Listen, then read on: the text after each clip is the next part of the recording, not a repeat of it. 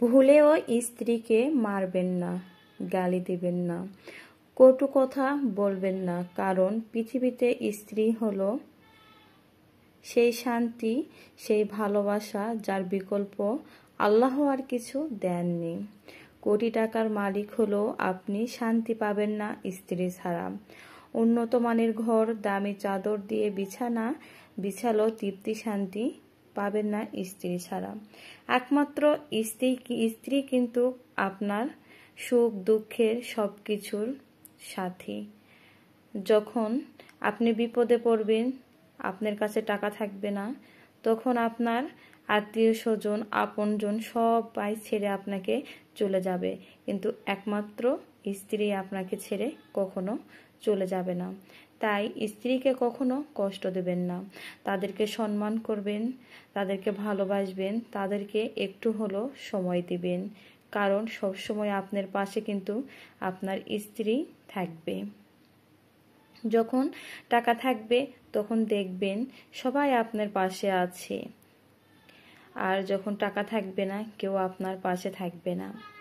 যখন আপনি অসুস্থ হয়ে পড়বেন, দেখবেন আপনার সেবা করার জন্য কেউ আসবে না। আপনার স্ত্রী রাতের পর রাত সেবা করে আপনাকে সুস্থ করবে। আপনার সেই পছন্দের খাবারটাই কিন্তু আপনার স্ত্রী রান্না করে দিবে। আপনার কিন্তু সেই কাপড়গুলো, আপনার বাচ্চা ছেলে মেয়েদেরকে কিন্তু আপনার স্ত্রী সুশিক্ষায় কিন্তু মানুষ করবে। এই জন্য অন্যের কথা শুনে বা অন্যকে ভালো রাখার জন্য অন্যের কথায় কখনো স্ত্রীকে মারবেন না, গালি দিবেন না, গায়ে হাত তুলবেন না। স্ত্রী কিন্তু আপনার আল্লাহর দেওয়া কিন্তু বড় একটা নিয়ামত।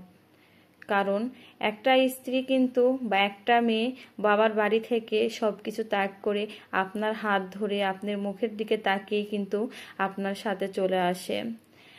আপনি যদি কষ্ট দেন তাহলে তো সেই মেয়েটা বা স্ত্রীটা সেই বাসায় থাকতেই পারবে না। এই জন্য বলতেছি, স্ত্রীকে কখনো কষ্ট দিবেন না, সবসময় ভালোবাসবেন, সুখে দুঃখে পাশে থাকবেন। আপনারও সুখে দুঃখে কিন্তু স্ত্রী আপনার পাশে থাকবে। তা আমার ভিডিওটা কেমন লেগেছে অবশ্যই কিন্তু কমেন্টে জানিয়ে যাবেন। হ্যালো এভরিওয়ান, আসসালামু আলাইকুম। আশা করি আপনারা সবাই ভালো আছেন। আলহামদুলিল্লাহ আমিও ভালো আছি। এই তো ছোট্ট একটা ব্লগ ভিডিও আপনাদের মাঝে শেয়ার করলাম। এটা একদম গ্রামের রাস্তা দিয়ে আমি যেদিন বাবার বাসা থেকে আমি আমার নিজের গন্তব্যস্থলে আসছিলাম। এটা সকাল 7টা বাজে, একদম সকালের রাস্তা, চারিদিকে কিন্তু একদম অন্ধকার হয়ে আছে। এই ভিডিওটা করেছিলাম। তা আমার কথাগুলোর মাঝে যদি ভুল ত্রুটি থাকে অবশ্যই ক্ষমার দৃষ্টিতে দেখবেন। আর আমার ভিডিওটা কেমন লেগেছে অবশ্যই কিন্তু কমেন্টে জানিয়ে যাবেন। এখানে ভিডিওটা শেষ করলাম। আল্লাহ হাফেজ।